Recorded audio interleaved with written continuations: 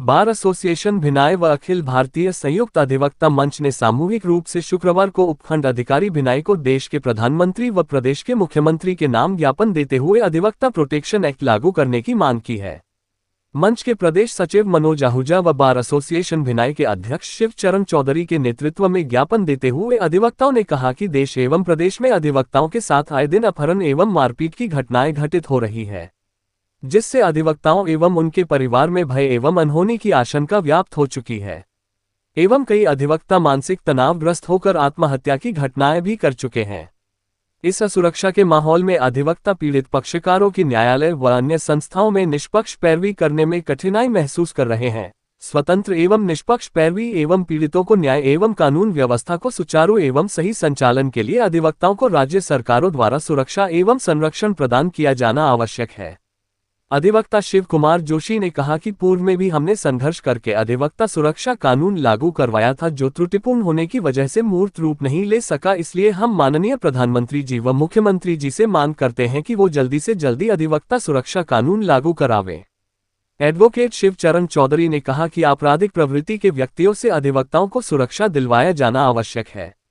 पूर्व में भी हमने लंबी लड़ाई लड़कर सुरक्षा कानून लागू करवाया, लेकिन उसमें त्रुटियां होने से वो लागू नहीं हो सका है।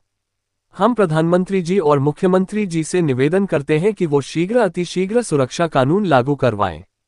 उन्होंने कहा कि हम सभी प्रधानमंत्री महोदय से मांग करते हैं कि वो त्रुटिपूर्ण एक्ट में सुधार कर शीघ्र मूर्त रूप देकर लागू करवाएं, ताकि अधिवक्ताओं को सुरक्षा प्रदान करवाई जा सके। मंच के प्रदेश सचिव व केकड़ी बार अध्यक्ष मनोज आहूजा ने कहा कि कानून व न्यायपालिका की रक्षा करने वाले अधिवक्ता ही असुरक्षित रहेंगे तो आम जनता को कैसे न्याय मिल पाएगा। ज्ञापन देते समय केकड़ी बार अध्यक्ष एडवोकेट मनोज आहूजा, भिनाई बार अध्यक्ष Shiv Charan Chaudhary, advocate Dharamveer Bamaniya, advocate Shiv Kumar Joshi, advocate Abhinav Joshi, advocate Praveen Bhatt, Amarchand Khatik, Kanaram Gurjar, Tara Prakash Joshi सहित कई अधिवक्ता व मुंशी मौजूद रहे। देश व प्रदेश के अधिवक्ताओं के साथ आए दिन गंभीर घटनाएं हो रही है, वारदातें हो रही है।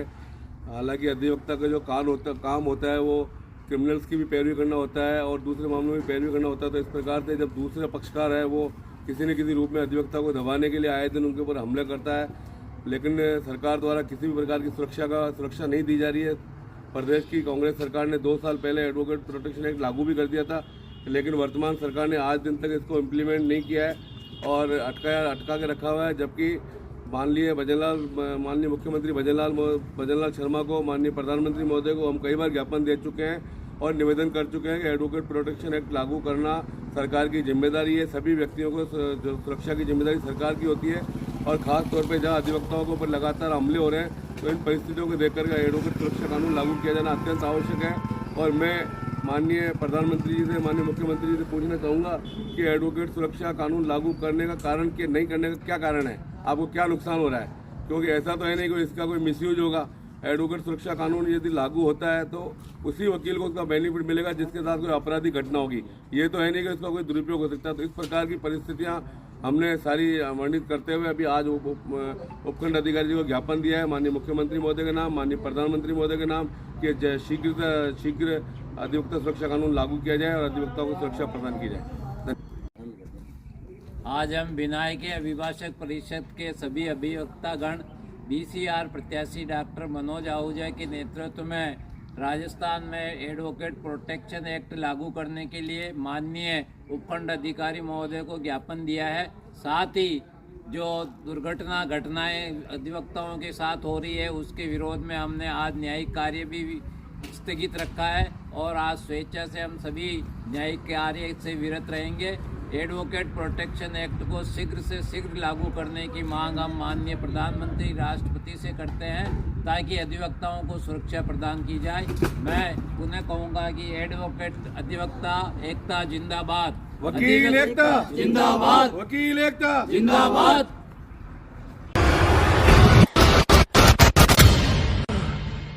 बार एसोसिएशन भिनाई के अधिवक्ता शिव चरण चौधरी व केकड़ी बार के अध्यक्ष मनोज आहूजा की अगुवाई में गुरुवार को अपर लोक अभियोजक रेखा चौहान को नई जिम्मेदारी मिलने पर उनके सम्मान में अभिनंदन समारोह का आयोजन किया गया। आयोजित कार्यक्रम को संबोधित करते हुए भिनाई बार अध्यक्ष शिव चरण चौधरी ने कहा कि अधिवक्ता साथी रेखा चौहान को पीड़ित पक्षकारों की ओर से काम करने का जो सौभाग्य मिला है वो किसी पुण्य कार्य से कम नहीं है। उन्होंने कहा कि चौहान की नियुक्ति से वो काफी खुश हैं क्योंकि वो एक अनुभवी वकील है। उनके अनुभव को देखते हुए ही राज्य सरकार ने उन्हें अपर जिला न्यायाधीश कोर्ट की जिम्मेदारी दी है।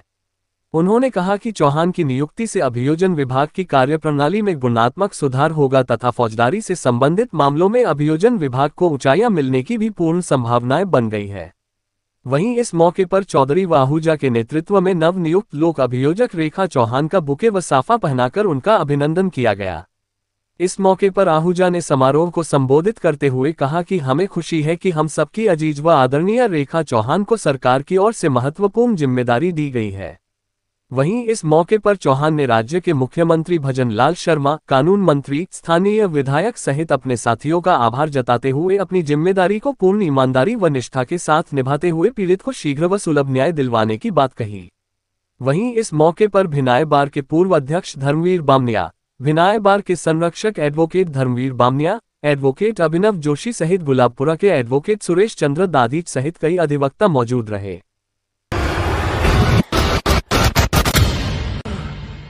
बंजारा मोहल्ला स्थित सिंधी मंदिर से सिंधी भ्रातृ मंडल के संरक्षक बलराज मेहर चंदानी, नवयुवक मंडल अध्यक्ष एडवोकेट योगेश कोरानी के सानिध्य में आज एक आक्रोश रैली निकाली गई, जिसमें समाज के हर वर्ग ने रैली में सम्मिलित होकर अपना विरोध दर्ज कराया। छत्तीसगढ़ के एक नेता अमित बघेल द्वारा सिंधी समाज के मुख्य आराध्य देव झूलेलाल जी महाराज के ऊपर आपत्तिजनक शब्द बोले जाने पर समस्त सिंधी समाज में गहरा आक्रोश व्याप्त हो गया है।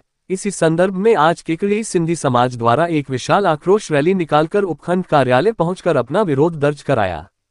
ये रैली सिंधी मंदिर से प्रारंभ होकर घंटाघर, सदर बाजार, खिड़की गेट, बस स्टैंड होते हुए केकड़ी न्यायालय में स्थित उपखंड अधिकारी कार्यालय पहुंची, जहां उपखंड अधिकारी की अनुपस्थिति में रीडर द्वारा ज्ञापन प्राप्त किया गया। इस दौरान मेहर चंदानी ने कहा कि यह बहुत ही दुख का विषय है कि हमारे इष्ट देव के प्रति इस तरह के आपत्तिजनक शब्दों का प्रयोग कर हमें यह विरोध रैली निकालने के लिए मजबूर किया गया है।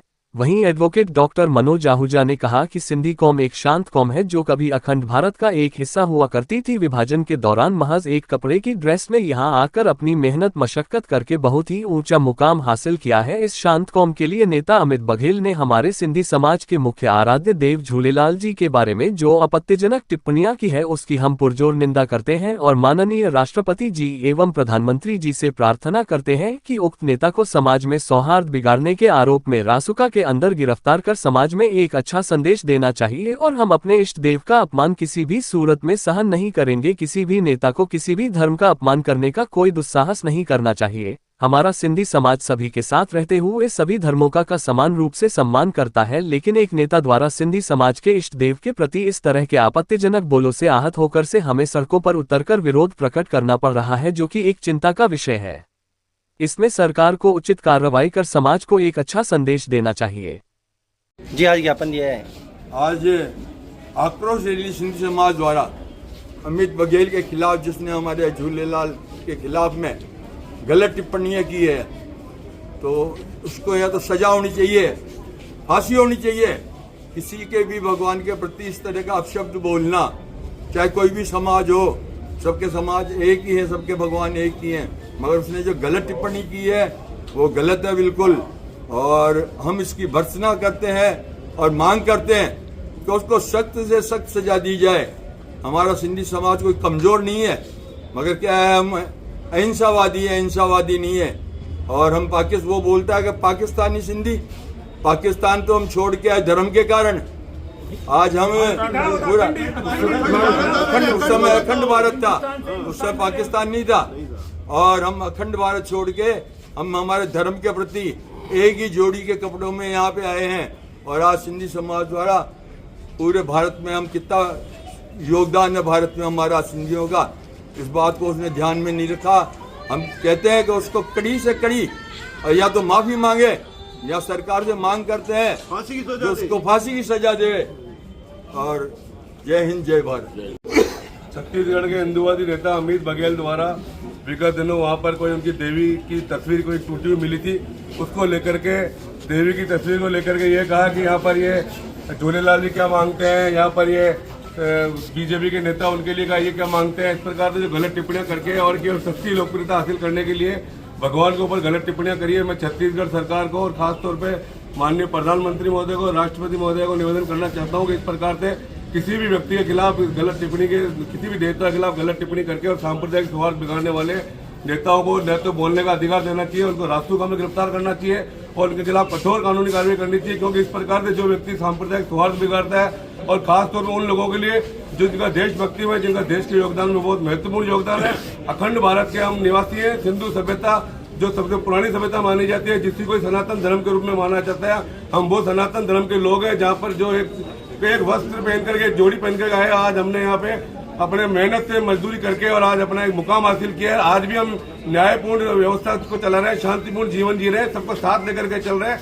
आज भी हमने ना तो सरकार से कोई आरक्षण की मांग की है, ना हमने कुछ मांग किया है। एक शांतिपूर्ण जीवन जीने वाले व्यक्तियों के साथ यदि इस प्रकार से कोई एक अच्छा व्यक्ति एक सस्ती लोकप्रियता हासिल करने के लिए जो टिप्पणी करता है, वो इतने दिन के बाद भी घूम क्यों रहा है, क्यों, क्या सरकार आखिर चाहती क्या है? तो मैं सरकार को, माननीय प्रधानमंत्री जी को निवेदन करना चाहता हूँ, ऐसे उठाएगा को जेल में भेजो और भविष्य में इस प्रकार की कोई टिप्पणी नहीं करे, उसके लिए भी कोई अच्छी व्यवस्था की जाए। मैं समस्त हमारे सिंधी समाज की ओर से निवेदन करना चाहूंगा कि हमारी भावनाओं को ध्यान रखते हुए तुरंत निर्णय लें। धन्यवाद जी। यह जो एक टिप्पणी की गई है ऐसे समाज के लिए जो कि हिंदुत्व से संपूर्ण रूप से जुड़ा हुआ है। आज सिंधी समाज, क्या ये तो पूरा भारत देश ही था? ये तो एक टुकड़े किए गए, तो हमने अपने धर्म के प्रति आस्था रखते हुए अपना सर्वस्व छोड़ करके एक धर्म के लिए आए और हमने इस तरह से एक टिप्पणी करना, मैं माननीय प्रधानमंत्री से आग्रह करूंगा कि इस तरह के व्यक्तियों को कड़ी से कड़ी सजा दी जाए, ताकि किसी के जाति का इस तरह से अपमान न हो। और इस अपमान को व्यक्ति हर चीज सहन कर सकता है, लेकिन अपने जाति का सम्मान और अपने इष्ट का सम्मान नहीं सहन कर सकता। मैं आदरणीय अपने एसडीएम साहब से कहूँगा कि सारी हमारी इस वेदना को आप ऊपर तक पहुँचाएं। धन्यवाद। हरिओम। भारत विकास परिषद शाखा केकड़ी के तत्वावधान में राष्ट्रीय गीत वंदे मातरम की रचना के 150वें वर्ष के पावन अवसर पर आज राजकीय बालिका उच्च माध्यमिक विद्यालय में विशेष कार्यक्रम आयोजित किया गया। परिषद सदस्यों ने विद्यालय की प्रार्थना सभा में सम्मिलित होकर छात्राओं के साथ सामूहिक रूप से राष्ट्रीय गीत वंदे मातरम एवं राष्ट्रगान का गायन किया। इस अवसर पर परिषद शाखा के वरिष्ठ सदस्य महावीर प्रसाद पारीक ने विद्यार्थियों को संबोधित करते हुए बताया कि वंदे मातरम की रचना बंकिम चंद्र चट्टोपाध्याय ने 7 नवंबर 1875 कांतलपाड़ा, बंगाल में की थी। ये गीत राष्ट्रप्रेम, स्वतंत्रता संग्राम और देशभक्ति की भावना से ओतप्रोत है। उन्होंने कहा कि हमारा प्रयास होना चाहिए कि इस राष्ट्रीय गीत की महत्ता हर व्यक्ति तक पहुंचे। कार्यक्रम में बालिका विद्यालय की प्रधानाचार्य हेमंत पाठक एवं शिव शंकर राठौड़ व विद्यालय परिवार के शिक्षक, अध्यापिकाएं एवं भारत विकास परिषद के प्रांतीय कार्यकारिणी सदस्य कैलाश चंद जैन, शाखा सचिव रामनिवास जैन, सदस्य भगवान माहेश्वरी, महावीर प्रसाद पारीक, आदित्य ओदेवाल, महिला संयोजिका अंजू विजय, शांता माहेश्वरी, रेखा मंत्री, राधा विजय और सरिता विजय सहित अन्य सदस्य उपस्थित रहे।